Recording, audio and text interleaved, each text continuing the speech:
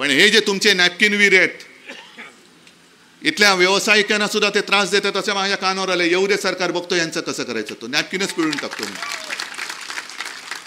पण त्यांची जेव्हा साक्ष चालली होती या लवादासमोर, त्यांना आपल्या वकिलांनी विचारलं, तुम्ही सुरतला का गेला होतात?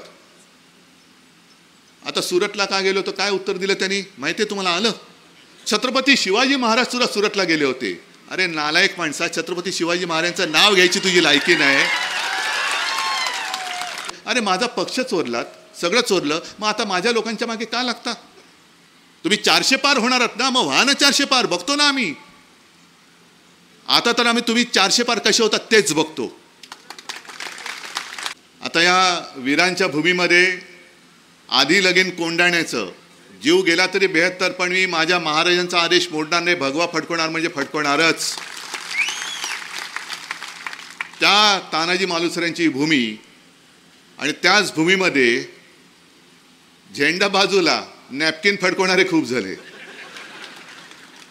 बरं, दुर्दैव असं, आज मंत्री होणार, उद्या मंत्री होणार, परवा मंत्री होणार, स्वप्नातले पालकमंत्री, नवीन नवीन जॅकेट शिवली ती जुनी झाली, नवीन नवीन नॅपकिन घेतले ते घामाने भिजले, पण मंत्रीपद काय मिळतच नाही. आता काय करायचं त्यांच्यासाठी? पण त्यांना माहिती नाही की ही जी भूमी आहे ती गद्दारांची भूमी नाही आहे, अजिबात नाही आहे. म्हणजे या रायगडचं वैशिष्ट्य असं की जिथे शूरवीर जन्माला आले, निष्ठावंत जन्माला आले, त्याच रायगड जिल्ह्यामध्ये रायगड जो किल्ला आहे त्याच्यावरती गद्दारांना टकमक टोक दाखवणारा सुद्धा रायगड ह्याच जिल्ह्यात आहे, म्हणून या जिल्ह्याचं नाव रायगड.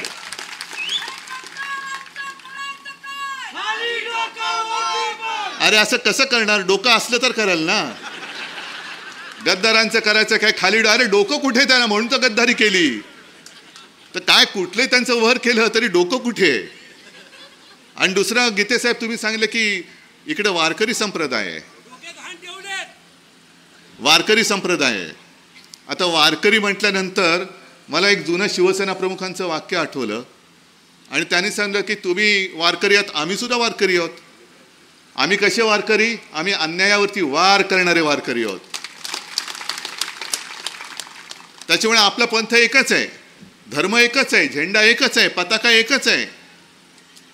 जो भगवा आपला छत्रपती शिवाजी महाराजांचा हिंदूंचा आहे, त्या भगव्यामध्ये छेद करणारे आणि हिंदुत्वामध्ये भेद करणारे जे भारतीय जनता पक्षाचे आता गोमूत्रधारी हिंदू आलेले आहेत, त्यांना त्यांची जागा दाखवून द्यायची आहे, त्यांना त्यांची जागा दाखवायची. मला आनंद आहे की मी हा एक परिवार संवाद दौरा सुरू केला, कुटुंब संवाद दौरा सुरू केला. त्याच्यामुळे मला सगळे माझ्या कुटुंबातली लोक भेटत आहेत आणि खात्री देत आहेत, जसं रायगडमधनं सुद्धा आपलाच खासदार येणार, आलाच पाहिजे, आणलाच पाहिजे. कारण का आणायचा?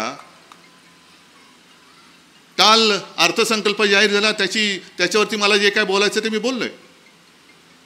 मोदी गॅरंटीबद्दल सुद्धा बोललोय, ऐकलं ना तुम्ही? मोदीजी आपले पंतप्रधान, गेल्या 2 वेळेला आपणही त्यांच्या प्रचारासाठी होतोच. असं काही नाही की ते एकट्याच्या जीवावरती पंतप्रधान झाले. शिवसेना तुमच्या अडचणीच्या काळामध्ये जर शिवसेना प्रमुख तुमच्या सोबत उभे राहिले नसते, पाठी उभे राहिले नसते, तर वाजपेयीजी तुमचं काय करत होते हे लक्षात ठेवा जरा. हे शिवसेना प्रमुखांचं, शिवसेनेचं ऋण हे विसरू नका. पण मोठं सांगतात की मेरी गॅरंटी आहे, मोदी गॅरंटी आहे. मोदी गॅरंटी म्हणजे कोणती गॅरंटी?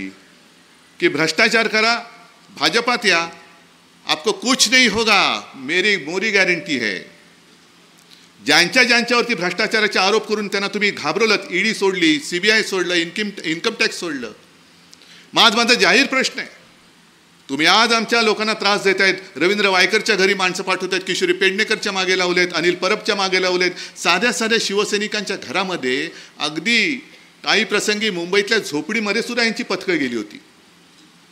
मग ज्यांच्यावरती तुम्ही आरोप केले होते, तुमचेच ते तोतले, त्यांनी आरोप केले होते आणि ते तुमच्या पक्षात आल्यानंतर किती जणांच्या चौकशा सुरू आहेत. जसं वायकरना ईडी ऑफिसमध्ये बोलवत आहे, रोहित पवारला बोलवत आहे, संजय राऊतच्या भावाला बोलवलं, किशोर पेडणेकरांना बोलवत आहेत, तसं तुमच्यावरती ज्यांनी आरोप केले होते आणि ज्यांच्या घरी अगदी तुमचे सीमा सुरक्षा दलातले जवान घेऊन तुम्ही धाडी टाकल्या होत्या, आता त्यांनीच एका इंटरव्ह्यूमध्ये सांगितलं की ज्यांनी धाड टाकली होती तेच आता माझे रक्षक म्हणून माझ्या समोर माझ्या भोवती असतात. ही मोदी गॅरंटी? हा कोणता प्रकार आहे? भ्रष्टाचार मी निर्मूलन करणार. भ्रष्टाचार म्हणजे जेवढे भ्रष्टाचारी आहेत ते भाजपात घेत आहेत. बघा झाले की नाही भारत स्वच्छ, सगळे पक्ष भ्रष्टाचार मुक्त झाले. कारण जेवढे भ्रष्ट तुमच्या पक्षात होते ती मी माझ्याकडे घेतले. म्हणजे कदाचित ते वारकरी पंथातले लोक आले आहेत ते सांगू शकतील की काही असं म्हणतात, काही जणांची एक दिव्य शक्ती असते की दुसऱ्याचा आजार आपल्यावरती घेतात. तसं हे दुसऱ्याचा भ्रष्टाचार स्वतःवरती घेतात आणि त्यांना पावन करून टाकतात. Washing machine. ही मोदी गॅरंटी. मग 10 वर्ष झाली तुम्हाला. 14 साली तुम्हाला काय काय योजना दिल्या होत्या? जनधन योजना, ही योजना, ती योजना, उज्ज्वला योजना. त्यातल्या किती योजना पूर्ण झाल्या ती मोदी गॅरंटी आम्हाला दाखवा. जल जीवन मिशन किती पूर्ण झालं? उज्ज्वला योजना किती? तुम्ही ग्रामीण भागातल्या महिला पण आहेत ना इकडे, किती तुम्हाला? मला खरंच आनंद होईल की सगळ्या जणींनी हात वर केला की होय आम्हाला याचा लाभ झाला, तर मला खरंच आनंद वाटेल. उज्ज्वला योजनेचा लाभ किती जणींना झाला मला हात वर करून दाखवा. तुम्हाला झाला लाभ? उज्ज्वला योजना लाभ झाला तर वर करा हात, नसेल झाला तर नका करू. मग कुठे उज्ज्वला योजना? इकडे शेतकरी आलेत, शेतकरी आहेत की नाही? पीक विम्याचे तुम्हाला किती फायदा झाला हात वर करून सांगा. पीक विमा मिळतोय? आपत्तीकालीन जी काय मदत, अवकाळीची मदत झाले या सरकारने केले? बरं, मी मुख्यमंत्री असताना जी इथे संकट किती होतं, कारण मला कल्पना आहे हा किनारपट्टीचा जो भाग आहे तिकडे संकट मोठं होतं, पण इतर वेळेला जे काय आपत्ती आली आणि जी मदत आपल्या सरकारने जाहीर केली होती ती मिळाली होती की नव्हती? मग हा जर का जो प्रकार आहे ह्याला आम्ही कुठे म्हणतोय गॅरंटी? आम्ही काम प्रामाणिकपणाने करतो. जे काय माझ्यावरती जबाबदारी आली होती ती मी जबाबदारी प्रामाणिकपणाने पार पाडली. मुख्यमंत्री असताना सुद्धा करोनाच्या काळामध्ये जे आपण काम केलं, माझं आव्हान आहे तुम्हाला चौकशी करायची असेल ना मुंबई महापालिकेची नका करू. PM केअर फंड जो तुम्ही जमा केला ना, लाखो करोडो रुपये गोळा केले, त्याचा पहिला हिशोब द्या, मग माझ्या मुंबई महापालिकेला हात लावा. कारण आता मुंबई महापालिकेतले ऑफिसर त्यांनी आज हायकोर्टात ते गेले, तशी मी बातमी वाचली की हे काय कशासाठी आमची चौकशी करताय?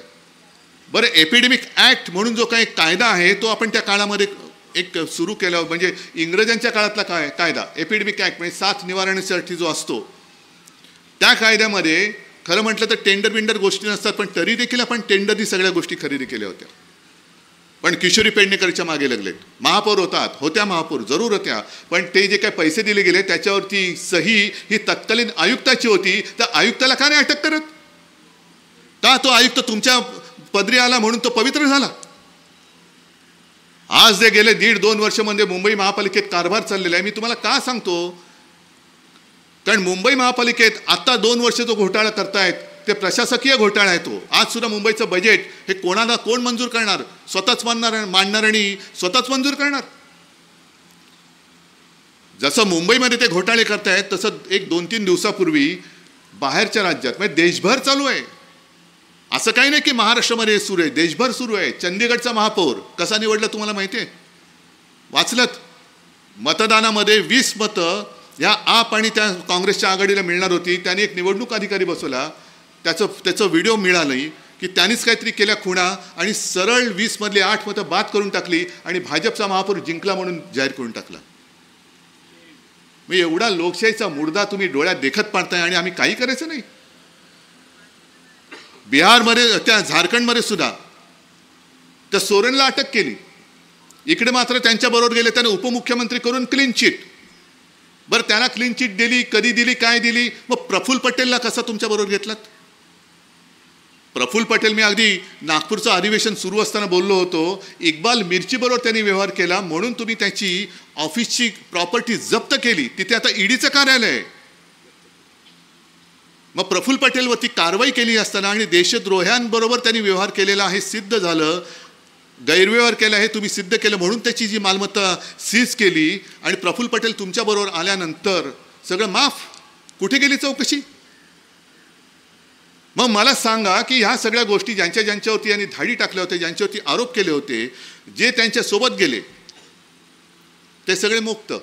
म्हणजे हीच मोदी गॅरंटी आहे. भ्रष्टाचार करा, खाओ पिओ और मेरे पास आ जाओ, बिंदास सो जाओ, ईडी बीडी कुछ उखाड़ नहीं सकता आपका, मेरी गारंटी है. जे तुमच्याकडे धाड टाकायला आले होते तेच तुमच्या घरी येऊन झाडू मारतील, ये मेरी गॅरंटी आहे. तर तिकडे मेघालय, मिझोराम कुठलं तर कोनराड संगमा, त्यावेळेला प्रचाराला मी मुद्दामून सांगतोय कारण हल्ली आपण काही गोष्टी विसरून जातो. रोज एवढ्या अडचणी आणि सगळ्या विवंचना असतात की आपण सगळे म्हणतो मरे नका, काय करतोय, माझं कसं करायचंय, मला नाही सुधरत, ह्याचं कुठे मी बघायला जाऊ. तर संगमावरती अमित शहाचं भाषण आहे. अमित शहा बोलले होते तिकडे की देशामध्ये सगळ्यात जास्त भ्रष्ट सरकार हे संगमाचं आहे. मग निवडणुका झाल्या आणि संगमाने अशी एक गोळी दिली की भाजपला सोबत घेतला. आता भ्रष्टाचाराचं काय झालं का? भ्रष्टाचारामध्ये भाजप पण सामील झाला. काही मोदी गॅरंटी आहे, अरे होने दो यार, अपने पास आया तो सब कुछ भूल जाओ, मोदी गॅरंटी आहे. या सगळ्या थोतांडाला आता आपल्याला एक चोख उत्तर द्यायचं आहे. शेतकऱ्यांचा जो मी तुम्हाला विषय सांगत होतो की नाशिकमध्ये आता हे कधी कारण गेले 2-3 वर्ष आपत्ती मागून आपत्ती येतेच आहे. एक माझ्याकडे व्हिडिओ आला आहे नाशिकच्या शेतकऱ्याचा, तो सांगतोय त्यांनी मला वाटतं प्रांत कार्यालयावरती एका शेतकऱ्याची आत्महत्या झाल्यानंतर ती प्रेतयात्रा घेऊन गेली आणि त्यांनी काय सांगितलं की शेतकरी रोज आत्महत्या करतायत. म्हणजे असं दुर्दैवाने असं झालेलं आहे की रोज मरे त्याला कोण रडे. अरे काय शेतकरी आहे ना, मरण्यासाठी त्याचा जन्म झालेला आहे, मरतोय, त्याला अवकाळीची मदत मिळत नाही, त्याच्या डोक्यावरती कर्ज साठतंय, पीक विमा योजना मिळत नाही, कधी कधी बोगस बियाणं मिळतं त्याच्यामध्ये तो संपून जातो, आपत्ती येते, काही मिळत नाही. आणि त्यांनी सांगितलं की आमचं म्हणणं हे सरकारच्या कानी कोण घालणार, कारण ज्यांनी घालायचं जे दिल्लीत गेले ते मूग गिळून, मी म्हटलं मूग गिळून नाही, खोके गिळून गप्प बसलेले आहेत. इथले जे गेलेत दिल्लीमध्ये ते का बोलत नाहीत? महाराष्ट्रामध्ये शेतकरी आत्महत्या करतायत, का आवाज उठवत नाहीत? महाराष्ट्रामधून जे सरकारमध्ये मंत्री आहेत का या विषयावरती राजीनामा देत नाहीत की माझा महाराष्ट्र हा संकटात आहे?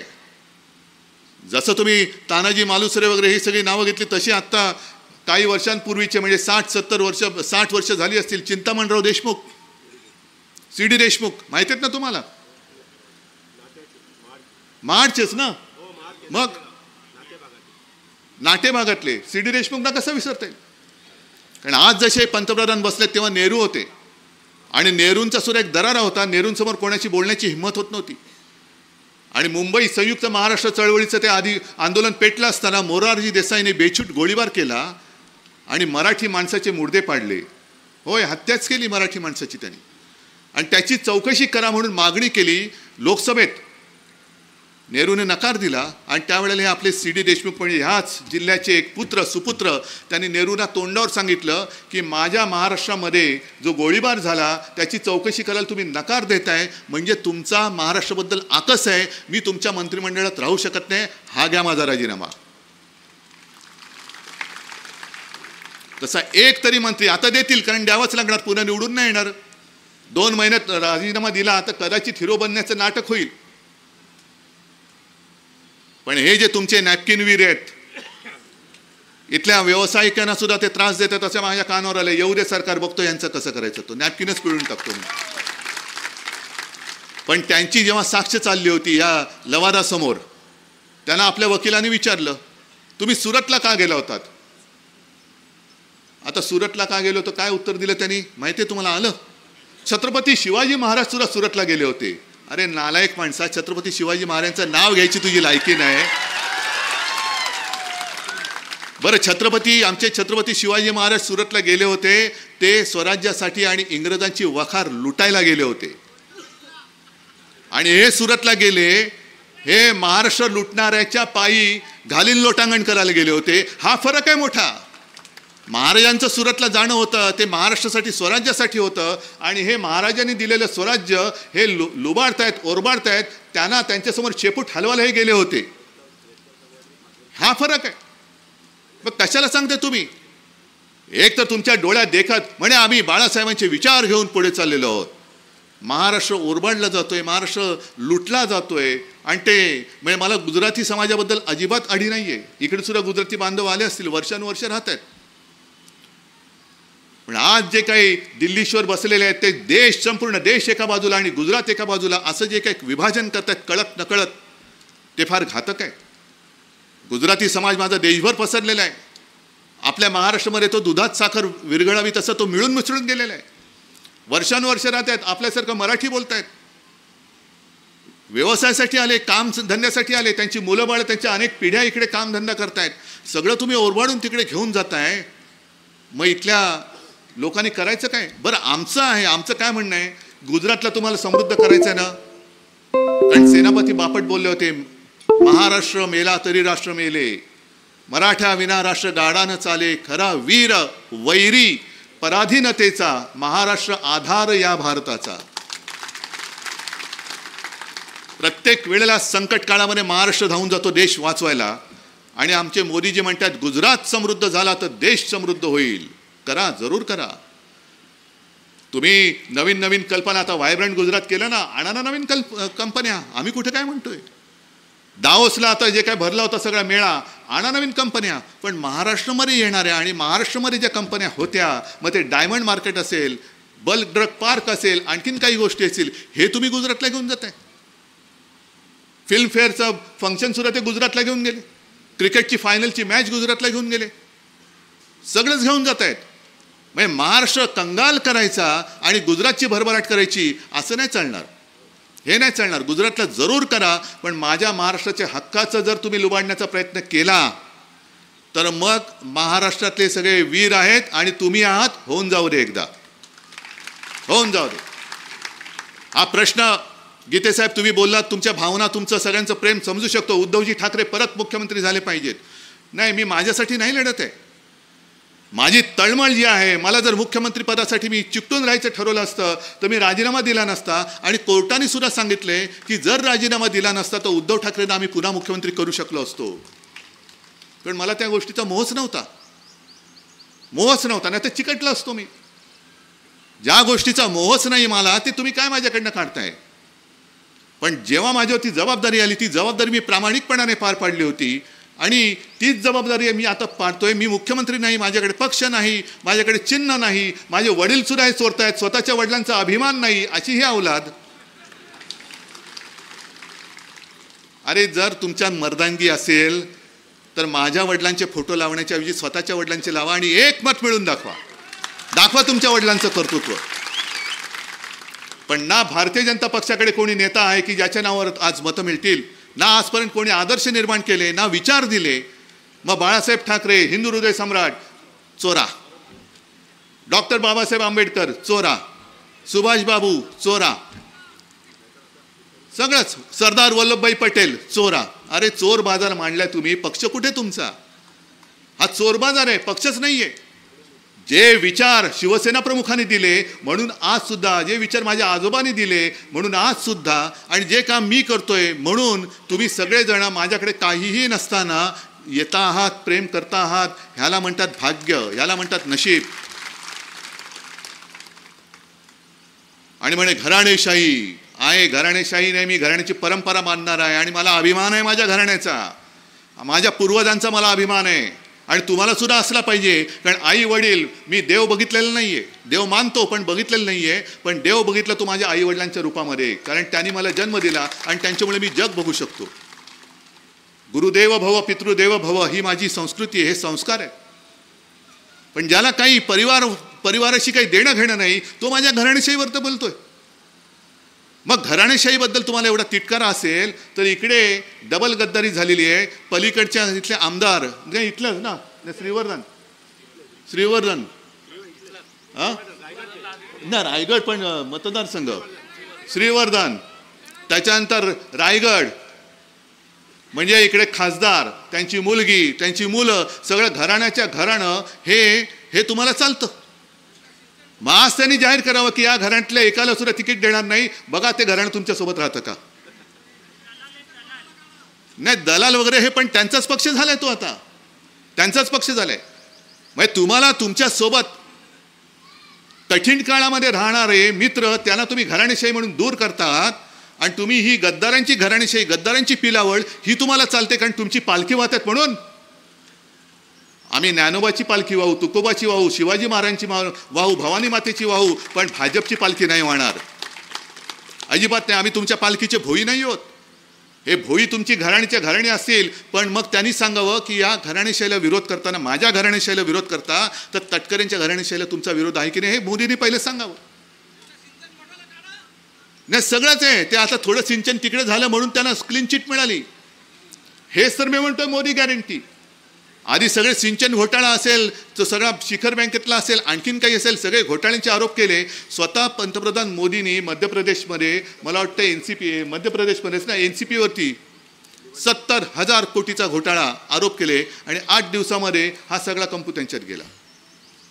म्हणजे तुम्ही किती पैसे खा, साधे सुधे नाही घ्यायचे. म्हणजे किशोरी पेडणेकरांवरती वगैरे जे काय आरोप आहेत, एक तर एक पैसा खाल्लेला नाही आहे. वायकरांवरती आरोप आहे, किती पैसे खाल्ले असं तुमच्यावर आरोप आहे. एवढे हेड किती खाल्ले, हजारो कोटी. ये तुला मुख्यमंत्री करतो, तुला उपमुख्यमंत्री करतो, कुछ नहीं होगा. अरे यार ईडी बीडी सब झाडू लगाएंगे, मेरी गॅरंटी आहे. हा सगळं भ्रष्ट जनतेचा पक्ष, फेकडांचा पक्ष, भाकडांचा पक्ष, काल सांगितलं इकडून तिकडे उड्या मारणाऱ्या बेडकांचा पक्ष. किती लावायचं बीजेपी बीजेपी बीजेपी, म्हणजे सगळी बाराखडी संपेल, पण तरी यांची जी काही वृत्ती आहे ती संपणार नाही. पण ती संपू तुम्ही शकता. गेल्या वेळेला लोकसभेला मी चालू होतो यांना पंतप्रधान करा म्हणून, आता मी चालू आहे की आपल्याला आता हुकुमशाही नको म्हणून.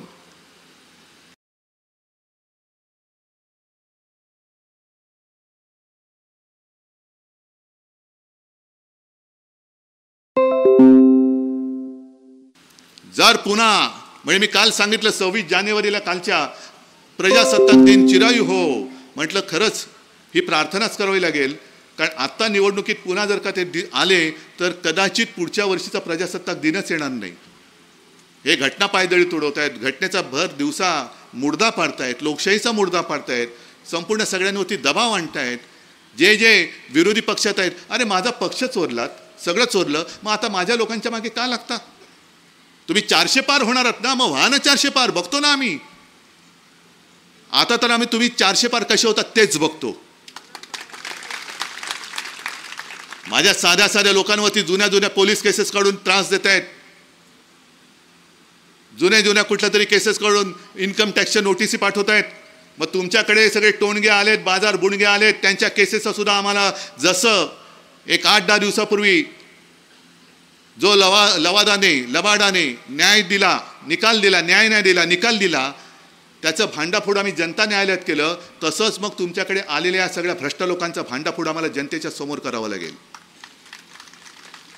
आणि मग मला विचारायचंय, विरोधी पक्षात आहेत, हेमंत सोरेनला अटक केली, नितीश कुमार तुमच्याकडे आल्यावरती सगळं साफ, त्यांच्यासुद्धा आप्तस्वकीयांवरती ज्या धाडी पडल्या होत्या त्याचं पुढे काय करणार?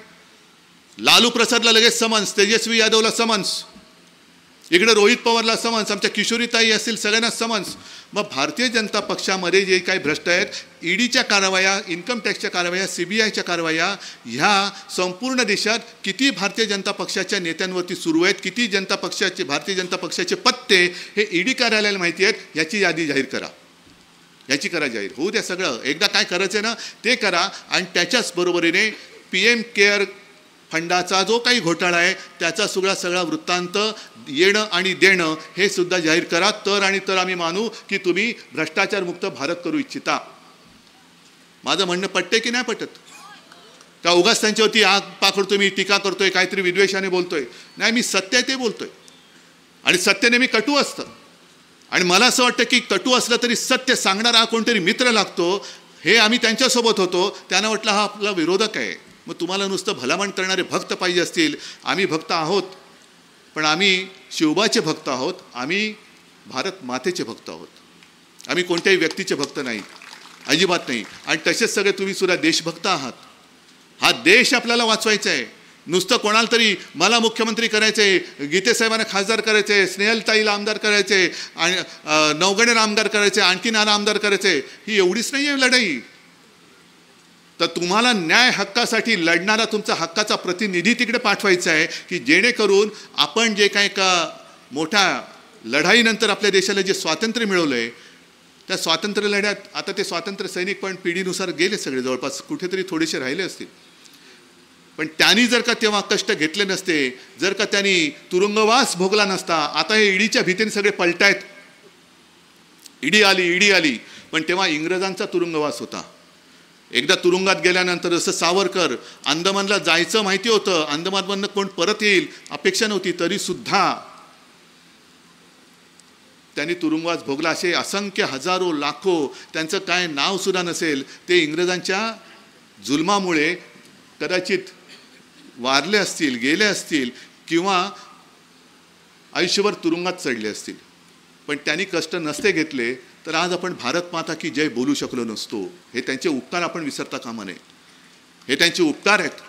आणि त्यांचे उपकार जर का नुसते आपण डोळ्यात देखत माझ्या भारत मातेच्या हातामध्ये पुन्हा स्वकीयांच्या बेड्या पडणार असतील आणि आपण थंड डोक्याने बघणार असू, तर ते म्हणतील अरे ह्या नालायकांसाठी मी माझा जीव दिला, हे नालायक आहेत, ह्यांच्यासाठी मी जीव नसता दिला तरी बरं झालं असतं, कारण हे स्वातंत्र्य भोगण्याच्या लायकीचेच नाही आहेत. माझ्या कपाळावरती मी तो शिक्का नाही मारून घेणार, अजिबात नाही. जेवढी काय माझी ताकद आहे ती मी माझ्या देशासाठी, माझ्या महाराष्ट्रासाठी कारणीभूत लावणार. आणि जोपर्यंत तुम्ही सगळे माझ्यासोबत आहात, मला परवा नाही कोणी समोर उभा राहिला तरी देशभक्त नेहमी जिंकतो, देशद्रोही नेहमी हारतो. आणि त्याच्यासाठी आज हा जो माझा कुटुंब संवाद दौरा आहे, तो दौरा मी पुढे पुढे घेऊन चाललेलो आहे. पण ही लढाई सारी समजू नका. जसं त्यांनी सांगितलं निवडणुकीच्या कामाला लागा, मी तुम्हाला सांगतो निवडणुकीच्या कामाला लागा. काय करणार म्हणजे सांगा